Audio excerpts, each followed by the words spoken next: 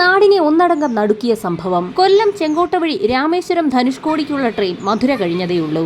TTR ticket പരിശോധിക്കുന്നതിനായി ഒരു ബോഗിയിലേക്ക് എത്തി. ആ സമയത്തായിരുന്നു അസ്വാഭാവികമായ രീതിയിൽ രൂക്ഷഗന്ധം അനുഭവപ്പെട്ടത്. ആ ബോഗിയൊക്കെ ഒന്ന് പരിശോധിച്ച് നോക്കാൻ തന്നെ TTR തീരുമാനിച്ചു. ആ ബോഗിയിലുണ്ടായിരുന്ന മറ്റ് യാത്രക്കാർക്കും രൂക്ഷഗന്ധം അനുഭവപ്പെടുന്നുണ്ടായിരുന്നു. ടിക്കറ്റ് എക്സാമിനർ ചുറ്റുവട്ടത്തൊക്കെ ഒന്ന് നോക്കിയപ്പോഴായിരുന്നു സീറ്റിനടിയിൽ പച്ച നിറത്തിലുള്ള ഒരു പെട്ടി കണ്ടത്. സീറ്റിനടിയിൽ നിന്നും ആ പെട്ടി വലിച്ചു പുറത്തേക്ക് വെച്ചു. ആ നിമിഷത്തിൽ തന്നെ അദ്ദേഹം ഒന്ന് ഞെട്ടി.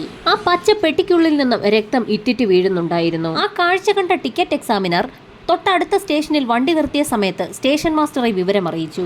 പെട്ടിക്കുള്ളിൽ നിന്നും രക്തം വാർന്നു വീണുകൊണ്ടേയിരിക്കുന്നത് കണ്ട സ്റ്റേഷൻ മാസ്റ്റർക്ക് കാര്യം പന്തിയല്ല എന്ന് മനസ്സിലായി.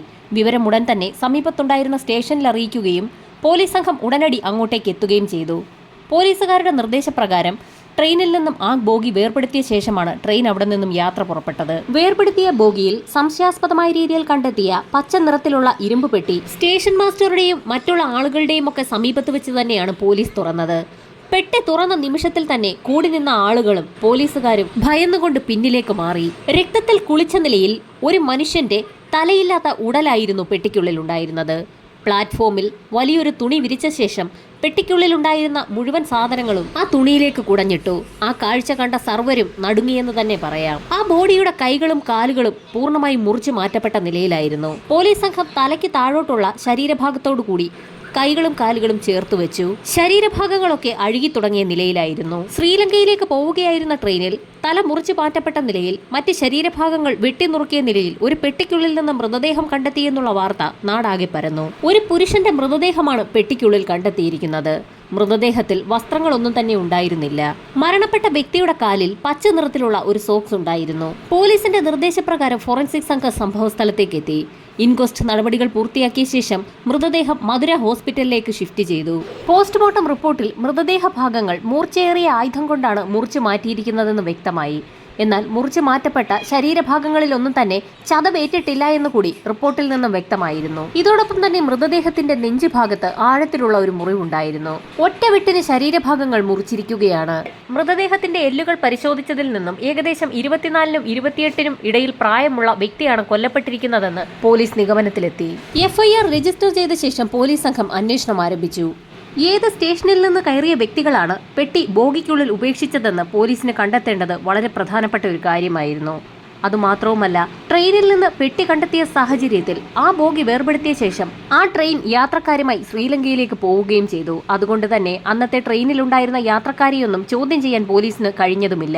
കേസന്വേഷണം പുരോഗമിക്കുന്നതിനിടയിൽ ചെന്നൈയിലെ റോയാപുരം ബീച്ചിൽ ഒരു പോലീസുകാരൻ ഞെട്ടിക്കുന്ന ഒരു കാഴ്ച കണ്ടു. അയാൾ ആ ബീച്ചിൽ കൂടി നടക്കുന്ന സമയത്ത് ശക്തമായ തിരയിൽപ്പെട്ട് ഒരു കവർ കരക്കടിഞ്ഞിരിക്കുകയാണ്. ആ കവർ കണ്ടപ്പോൾ തന്നെ പോലീസുകാരൻ അതിനടുത്തേക്ക് എത്തുകയും അത് തുറന്നു നോക്കുകയും ചെയ്തു. നടക്കുന്ന ഒരു കാഴ്ചയായിരുന്നു അതിൽ കണ്ടത്. ഒരു മനുഷ്യന്റെ തലയായിരുന്നു ആ കവറിനുള്ളിൽ ഉണ്ടായിരുന്നത്. ആ പോലീസുകാരൻ ഉടൻ തന്നെ വിവരം പോലീസ് സ്റ്റേഷനിൽ അറിയിച്ചു. അപ്പോഴേക്കും ആ പ്രദേശമാകെ ആളുകളെ കൊണ്ട് നിറഞ്ഞിരുന്നു. പ്രാഥമിക പരിശോധനകൾ പൂർത്തിയാക്കി മൃതദേഹത്തിന്റെ ആ തലയുടെ ഭാഗം ചെന്നൈ മെഡിക്കൽ കോളേജിലേക്ക് മാറ്റി. ഈ സമയത്ത് മധുര ഡിസ്ട്രിക്ട് ഹെഡ്ക്വാർട്ടേഴ്സിൽ 2 ദിവസം മുൻപ് ലഭിച്ച മൃതദേഹ ഭാഗങ്ങളെക്കുറിച്ചുള്ള ഇൻഫർമേഷൻ ചെന്നൈയിലും എത്തിയിരുന്നു.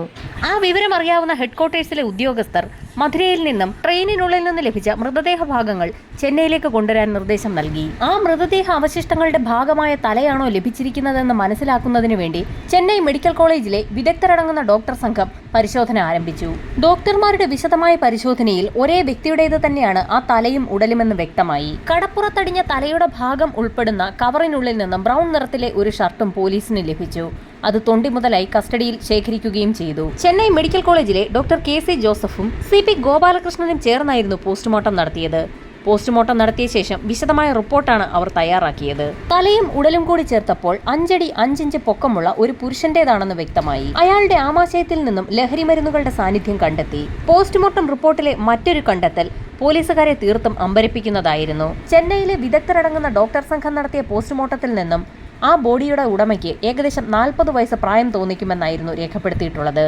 എന്നാൽ നേരത്തെ മധുര ഹെഡ്ക്വാർട്ടേഴ്സിൽ നടത്തിയ പോസ്റ്റ്മോർട്ടത്തിൽ 24-നും 28-നും ഇടയിൽ പ്രായമുള്ള വ്യക്തിയാണ് മരണപ്പെട്ടിരിക്കുന്നതെന്നുള്ള കണ്ടെത്തലായിരുന്നു ഉണ്ടായിരുന്നത്. ഈ സമയത്തായിരുന്നു ചെന്നൈ പോലീസ് സ്റ്റേഷനിൽ ലഭിച്ച ഒരു പരാതി പോലീസ് സംഘം വിശദമായി ഒന്ന് പരിശോധിക്കുന്നത്. 2 ദിവസങ്ങൾക്ക് മുൻപ് ഒരു സ്ത്രീ തന്റെ ഭർത്താവിനെ കാണാനില്ല എന്നൊരു പരാതി പോലീസ് സ്റ്റേഷനിൽ നൽകിയിരുന്നു. നേരത്തെ ആർമിയിൽ ജോലി ചെയ്തിരുന്ന അയാൾ ആ ജോലി മതിയാക്കിയ ശേഷം ഇപ്പോൾ വീടാന്തരം കയറിയിറങ്ങി പേനയും തുണിയുമൊക്കെ വിൽക്കുന്ന ജോലിയാണ് ചെയ്യുന്നത്.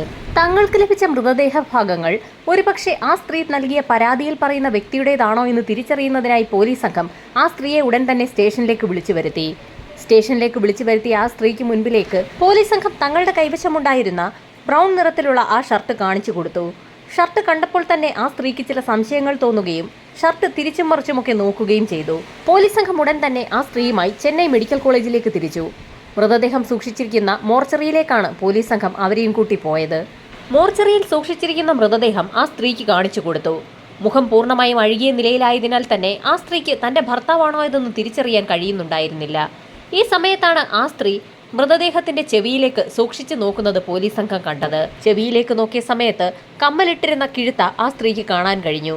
അതിൽ നിന്നും അത് തന്റെ ഭർത്താവ് തന്നെയാണെന്ന് ആ സ്ത്രീ പോലീസിന് മുൻപാകെ മൊഴി നൽകി. മൃതദേഹത്തിന്റെ അരഭാഗത്ത് കെട്ടിയിരുന്ന ചരട്, കാലിലുണ്ടായിരുന്ന പച്ച നിറത്തിലുള്ള സോക്സ് ഇവയെല്ലാം പോലീസ് സംഘം കസ്റ്റഡിയിൽ സൂക്ഷിച്ചിരുന്നു. അതെല്ലാം ആ സ്ത്രീ തന്റെ ഭർത്താവിന്റേത് തന്നെയെന്ന് തിരിച്ചറിയുകയും ചെയ്തു. സ്ത്രീയുടെ പരാതിയനുസരിച്ച് കൊല്ലപ്പെട്ടിരിക്കുന്ന വ്യക്തി ചെട്ടിയാർ വംശത്തിലുള്ള അളവന്താർ എന്ന വ്യക്തിയാണെന്ന് പോലീസിന് വ്യക്തമായി. കൊല്ലപ്പെട്ട വ്യക്തിക്ക് ശത്രുക്കളായി ആരെങ്കിലും ഉണ്ടോ എന്നുള്ള കാര്യം പോലീസിന് അറിയണമായിരുന്നു. അതുകൊണ്ട് തന്നെ ആ സ്ത്രീയെ പോലീസ് സംഘം വിശദമായി ചോദ്യം ചെയ്തു. എന്നാൽ അവരുടെ അറിവിൽ തന്റെ ഭർത്താവിന് അങ്ങനെ ശത്രുക്കളാരും ഉള്ളതായി അറിവില്ല എന്നായിരുന്നു ആ സ്ത്രീ പോലീസിന് മുൻപാകെ നൽകിയ മൊഴി. പേനകളും തുണിത്തരങ്ങളും വീടാന്തരം കയറിയിറങ്ങി കച്ചവടം ചെയ്യുന്ന വ്യക്തിയായിരുന്നു അളവന്താർ. ചെന്നൈയിലെ തന്നെ ഒരു കടയിൽ നിന്നുമായിരുന്നു വിൽപ്പനയ്ക്കാവശ്യമായ പേന കളക്ട് ചെയ്യാറുള്ളത്. ആ സ്ത്രീ പറഞ്ഞതനുസരിച്ച് പോലീസ് സംഘം അളവന്താർ എത്താറുള്ള കടയിലെത്തി വിശദമായ അന്വേഷണം തന്നെ നടത്തി. അയാൾ അവിടെ എത്തി പേന മൊത്തമായും ചില്ലറയായും വാങ്ങാറുണ്ടെന്നും അത് കച്ചവടം ചെയ്യാറുണ്ടായിരുന്നു എന്നും അവിടെയുള്ള ജീവനക്കാർ പോലീസിന് മൊഴി നൽകി. അയാളുടെ മൃതദേഹം ട്രെയിനിൽ നിന്ന് കണ്ടെത്തുന്നതിന് ഏകദേശം 2-3 ദിവസം മുൻപ് അയാൾ ആ കടയിൽ ചെന്നിരുന്നു. ആ സമയത്ത് ദേവകി മേനോൻ എന്നൊരു സ്ത്രീയുമായി കുറേ നേരം സംസാരിച്ച് നിന്നിരുന്നു എന്നും ജീവനക്കാർ പോലീസിന് മൊഴി നൽകി. ഇത്രയും കാര്യങ്ങൾ പോലീസിനോട് പറഞ്ഞ ശേഷം ജീവനക്കാരിൽ ഒരാൾ ചിരിക്കുന്നത് പോലീസിന്റെ ശ്രദ്ധയിൽപ്പെട്ടു. അയാളുടെ ചിരി അത്ര ശരിയല്ല എന്ന് തോന്നിയ പോലീസ് സംഘം ആ ചിരിയുടെ അർത്ഥം എന്താണെന്ന് ചോദിക്കുകയും ചെയ്തു. അളവന്താറിന് പേനയും തുണിത്തരങ്ങളും വിൽക്കാൻ ചെല്ലുന്ന വീടുകളിൽ സ്ത്രീകളുമായൊക്കെ ബന്ധമുണ്ടായിരുന്നു. അതത്ര നല്ല രീതിയിലുള്ള ബന്ധമല്ലായിരുന്നു എന്നും ജീവനക്കാർ പോലീസിന് മൊഴി നൽകി. ജീവനക്കാർ പോലീസുകാരുമായി സംസാരിക്കുന്ന സമയത്തായിരുന്നു ആ കടയുടെ ഉടമ അവിടേക്ക് എത്തിയത്. ശരിക്കും ഞെട്ടിക്കുന്ന ചില കാര്യങ്ങൾ കടയുടമയിൽ നിന്നും പോലീസിന് ലഭിച്ചു. അളവന്താർ എന്ന വ്യക്തി ഏതാനും ദിവസങ്ങൾക്ക് മുൻപാണ് അവസാനമായി ആ കടയിലെത്തിയത്. അവരെല്ലാവരും അയാളെ അവസാനമായി കാണുന്നത് ദേവകി മേനോൻ എന്ന സ്ത്രീയുമായി അയാൾ സംസാരിച്ച് നിൽക്കുന്ന കാഴ്ചയാണ്. കുറേ ദിവസങ്ങളായി അയാളെ കടയിലേക്ക് കാണാത്ത സാഹചര്യത്തിൽ കടയുടമ ദേവകി മേനോന്റെ വീട്ടിൽ ചെന്ന് ഒരു അന്വേഷണം നടത്തി. ആ സ്ത്രീ അവിടെ നിന്ന് വീടൊഴിഞ്ഞ് ബോംബെയിലേക്ക് പോയി എന്നായിരുന്നു വീട്ടുടമസ്ഥൻ പറഞ്ഞത്. അത് കേട്ട കടയുടമ വീട്ടുടമസ്ഥന്റെ കയ്യിൽ നിന്ന് താക്കോൽ വാങ്ങിയ ശേഷം ദേവകി മേനോന്റെ വീട് ഒന്ന് തുറന്നു പരിശോധിച്ചു. ആ വീടിനുള്ളിലെ ഭിത്തിയിൽ രക്തക്കറ കണ്ടു എന്നുകൂടി അയാൾ പോലീസിന് മൊഴി നൽകി. പോലീസ് സംഘം ഉടൻ തന്നെ കടയുടമയും കൂട്ടി ദേവകി മേനോൻ താമസിച്ചിരുന്ന വാടക വീട്ടിലേക്ക് എത്തി. റോയാപുരം എന്ന സ്ഥലത്താണ് ദേവകി മേനോന്റെ വാടക വീട്. ഈ സമയത്താണ് പോലീസുകാർ ഒരു കാര്യം ഓർത്തത്. നേരത്തെ കൊല്ലപ്പെട്ട വ്യക്തിയുടെ തലയുടെ ഭാഗം ലഭിച്ചത് റോയാപുരത്തെ ബീച്ചിന്റെ സൈഡിൽ നിന്നായിരുന്നു. പോലീസ് സംഘത്തിന് ആകെ സംശയമായി. കടയുടമ പറഞ്ഞ ദേവകി മേനോന്റെ വാടക വീട്ടിലെത്തിയ പോലീസ് സംഘം മുറി തുറന്ന് പരിശോധന നടത്തി. ആ സമയത്ത് വീടിനുള്ളിലെ ഭിത്തിയിൽ പറ്റിപ്പിടിച്ചിരിക്കുന്ന രക്തക്കറ പോലീസിന്റെ ശ്രദ്ധയിൽപ്പെട്ടു. വീടിനകമാകെ പരിശോധന നടത്തിയതിൽ നിന്നും അളവന്താർ എന്ന വ്യക്തി ദേവകി മേനോന് വിറ്റ പേനകളുടെ ഒരു വലിയ ശേഖരം തന്നെ കണ്ടെത്തി. അവരിരുവരും തമ്മിൽ നല്ല അടുപ്പത്തിലായിരുന്നു എന്നും പലതവണ ഒരുപാട് സമയം സംസാരിച്ചു നിൽക്കുന്ന കാഴ്ച കണ്ടിട്ടുണ്ട് എന്നും വീട്ടുടമസ്ഥനും കടയുടമസ്ഥനും പോലീസിന് മൊഴി നൽകി. ഇനി കഥ മുൻപോട്ട് പോകണമെങ്കിൽ പോലീസിന് ദേവകി മേനോനെ കസ്റ്റഡിയിലെടുക്കേണ്ടത് അനിവാര്യമായിരുന്നു. വാടക വീട് ഒഴിഞ്ഞ ശേഷം ദേവകി മേനോൻ ബോംബെയിലേക്കാണ് പോയിരിക്കുന്നതെന്ന് വീട്ടുടമസ്ഥനിൽ നിന്ന് മനസ്സിലാക്കിയ പോലീസ് സംഘം നേരെ ബോംബെയിലേക്ക് തിരിച്ചു. അവിടെയെത്തി ഒരു തിരച്ചിൽ നടത്തിയ ശേഷം ദേവകി മേനോനെയും ഭർത്താവ് പ്രഭാകരനെയും പോലീസ് കണ്ടെത്തി. ചോദ്യം ചെയ്യൽ ആരംഭിച്ചപ്പോൾ തന്നെ ദേവകി മേനോൻ പല സത്യങ്ങളും പോലീസിനോട് തുറന്നു പറഞ്ഞു. ധാരാളം എഴുതുന്ന സ്വഭാവക്കാരിയായിരുന്നു ദേവകി മേനോൻ. അതുകൊണ്ട് തന്നെ സ്ഥിരമായി പേന വാങ്ങുന്നതിനായി അളവന്താർ ജോലി ചെയ്തിരുന്ന ആ പേന കമ്പനിയിൽ അവരെത്താറുണ്ടായിരുന്നു. കുറെ അധികം എഴുതുന്നതിന് കൈകൾക്ക് ഏറ്റവും ഉചിതമായ പേന ഇതാണെന്ന് പറഞ്ഞുകൊണ്ട് പല പ്രാവശ്യവും പേനകൾ പരിചയപ്പെടുത്തി കൊടുത്തിരുന്നത് അളവന്താറായിരുന്നു.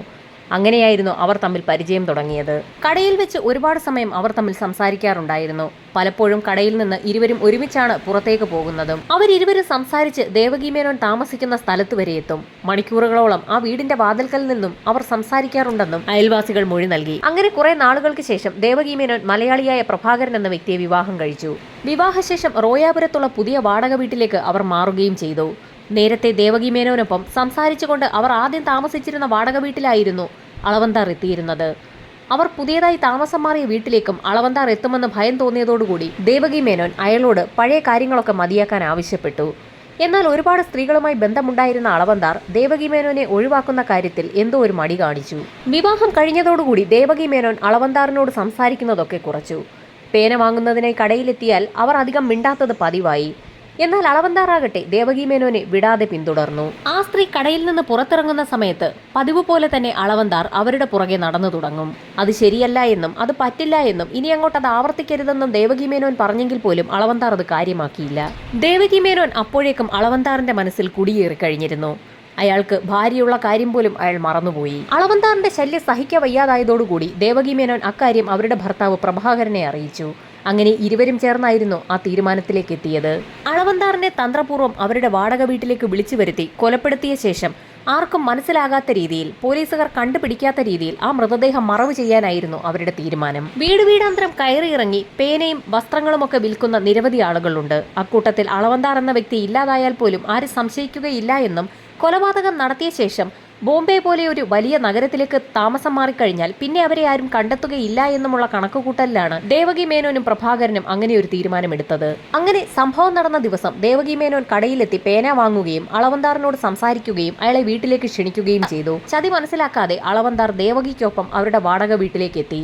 വീടിന്റെ വാതിൽ തുറന്ന് അകത്തേക്ക് കയറിയ നിമിഷം തന്നെ മുറിക്കുള്ളിൽ പതുങ്ങി നിന്ന പ്രഭാകരൻ അളവന്താറെ അടിച്ചു വീഴ്ത്തി. അയാളുടെ മരണം ഉറപ്പാക്കിയ ശേഷം മൂർച്ചയേറിയ ആയുധം ഉപയോഗിച്ച് തല കഴുത്തിൽ നിന്നും വേർപെടുത്തിയെടുത്തു.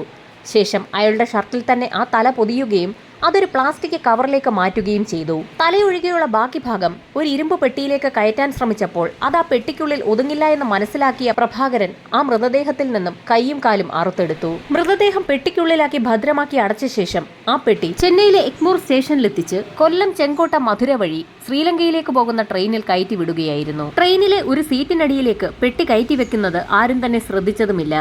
അതിനുശേഷം മൃതദേഹത്തിന്റെ തലഭാഗം കളയുന്നതിനായി റായ്പുരം ബീച്ചിലെത്തിയ ആ ദമ്പതിമാർ ബീച്ചിന് സമീപ പ്രദേശങ്ങളിലൊന്നും ആരുമില്ല എന്ന് മനസ്സിലാക്കിയ ശേഷം ബീച്ചിൽ തന്നെ ഒരു കുഴിയെടുത്ത് മൂടുകയായിരുന്നു. മൃതദേഹത്തിൽ നിന്നും അഴിച്ചുമാറ്റിയ വസ്ത്രങ്ങൾ അധികം ആരുടെയും ശ്രദ്ധയിൽപ്പെടാത്ത, എന്നാൽ ആരും തന്നെ കയറാത്ത വലിയൊരു പാറക്കൂട്ടത്തിനിടയിലേക്ക് തിരികെ വെക്കുകയും ചെയ്തു. ദേവകി മേനോന്റെയും പ്രഭാകരന്റെയും മൊഴിയെടുത്ത പോലീസ് സംഘം അവരുടെ അറസ്റ്റ് രേഖപ്പെടുത്തുകയും കേസന്വേഷണം പൂർത്തിയാക്കി കോടതിയിൽ കേസ് ഫയൽ സമർപ്പിക്കുകയും ചെയ്തു. വലിയ വാദപ്രതിവാദങ്ങൾ തന്നെയാണ് കോടതിയിൽ നടന്നത്. ദേവകി മേനോന്റെ വീട്ടിൽ അളവന്താർ എത്താറുണ്ടായിരുന്നു എന്ന് തെളിയിക്കുന്നതിനാണ് പ്രോസിക്യൂഷന് ആദ്യം കഴിഞ്ഞത്. അതിൽ ഏറ്റവും നിർണായകമായത് ദേവകി മേനോന്റെ വീടിനുള്ളിലെ ഭിത്തിയിൽ നിന്ന് കണ്ടെത്തിയ ഒരു കൈപ്പത്തിയുടെ അടയാളമാണ്.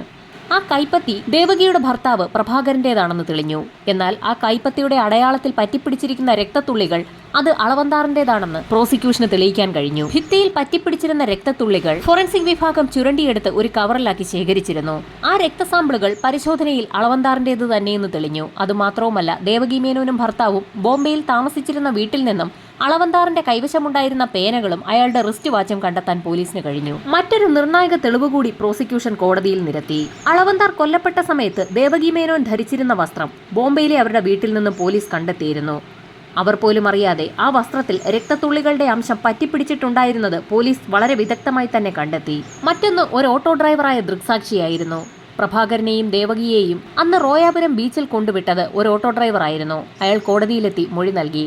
അന്ന് പ്രഭാകരന്റെ കൈവശമുണ്ടായിരുന്ന കവർ അയാൾ വ്യക്തമായി തന്നെ കണ്ടിരുന്നതാണ്. അത് അയാൾ തിരിച്ചറിയുകയും ചെയ്തു. ബീച്ചിന്റെ ഒരു വശത്തായിരുന്നു ആ കവർ അന്ന് അവർ കുഴിച്ചിട്ടിരുന്നത്. ശക്തമായ തിര അടിച്ചു കയറിയ സമയത്ത് മണൽത്തിട്ടകൾ മാറിപ്പോവുകയും ആ കവർ തെളിഞ്ഞു വരികയും ചെയ്യുകയായിരുന്നു. അതാണ് പിന്നീട് അതുവഴി നടക്കാൻ പോയ ഒരു പോലീസുകാരന്റെ ശ്രദ്ധയിൽപ്പെട്ടത്. അളവന്താറിന്റെ വസ്ത്രത്തിന്റെ ഭാഗങ്ങളൊക്കെ ബീച്ചിന് സമീപത്തുണ്ടായിരുന്ന പാറക്കൂട്ടങ്ങൾക്കിടയിൽ നിന്നും പ്രഭാകരനെ കൊണ്ട് തന്നെ പോലീസ് സംഘം തെളിവെടുപ്പിന്റെ സമയത്ത് അനവധി ആളുകളുടെ സാന്നിധ്യത്തിൽ കൈയോടെ തന്നെ അവിടെ നിന്ന് എടുപ്പിക്കുകയും ചെയ്തു. നിരവധി തവണ അളവന്താറും ദേവകി മേനോനും തമ്മിൽ സംസാരിക്കുന്നത് കണ്ടിട്ടുണ്ടെന്ന് ദേവകി മേനോൻ നേരത്തെ വാടകയ്ക്ക് താമസിച്ചിരുന്ന വീടിന്റെ ഉടമസ്ഥനും അതുപോലെ തന്നെ അയാൾ ജോലി ചെയ്തിരുന്ന പേന കമ്പനിയിലെ ഉടമസ്ഥനും ജീവനക്കാരുമൊക്കെ കോടതിയിൽ മൊഴി നൽകി. മറ്റൊരു നിർണായകമായ തെളിവ് അളവന്താറിനെ കൊലപ്പെടുത്തുന്നതിനായി പ്രഭാകരൻ ഉപയോഗിച്ചിരുന്നത് ഒരു മലബാർ കത്തിയായിരുന്നു. ആ കത്തി കഴുകി തുടച്ചു മിനുക്കി അവർ ബോംബെക്ക് കൊണ്ടുപോയിരുന്നു. ബോംബെയിലെ അവരുടെ വാടക വീട്ടിൽ നിന്ന് പോലീസ് അത് കണ്ടെടുക്കുകയും ചെയ്തിരുന്നു. ദേവകി മേനോനും പ്രഭാകരനും കത്തി വളരെ വിശദമായി തന്നെ കഴുകി വൃത്തിയാക്കിയിരുന്നു. എങ്കിൽ പോലും അതിന്റെ ഉള്ളിൽ പറ്റിപ്പിടിച്ചിരുന്ന രക്തക്കറ ഫോറൻസിക് സംഘം പരിശോധനയിൽ കണ്ടെത്തുകയും ചെയ്തിരുന്നു. അത് അളവന്താറിന്റേത് തന്നെയാണെന്ന് കോടതിയിൽ പ്രൂവ് ചെയ്യാൻ പ്രോസിക്യൂഷന് സാധിച്ചു. പ്രതിഭാഗം വക്കീൽ വളരെ നിർണായകമായ ഒരു വാദമാണ് കോടതിയിൽ നടത്തിയത്. മാന്യമായി ജീവിക്കാൻ ദേവകി മേനോനെയും ഭർത്താവ് പ്രഭാകരനെയും അളവന്തർ അനുവദിക്കാത്ത സാഹചര്യത്തിലാണ് അവർ അങ്ങനെയൊരു കൃത്യത്തിലേക്ക് എത്തിച്ചേർന്നതെന്നായിരുന്നു പ്രതിഭാഗത്തിന്റെ വാദം. അതുകൊണ്ട് തന്നെ ഇതിൽ കടുത്ത ശിക്ഷ അവരർഹിക്കുന്നില്ല എന്നും അയാൾ കോടതിയിൽ വ്യക്തമാക്കി. പ്രതിഭാഗത്തിന്റെ വാദങ്ങൾ കൂടി കണക്കിലെടുത്ത് കോടതി നിർണായകമായ ശിക്ഷയും വിധിച്ചു. കൊലപാതകം ആസൂത്രണം ചെയ്തതും നടത്തിയതും പ്രഭാകരനാണ്. അയാൾക്ക് 7 വർഷത്തെ തടവും ദേവകി മേനോന് 3 വർഷത്തെ തടവുമാണ് കോടതി വിധിച്ചത്.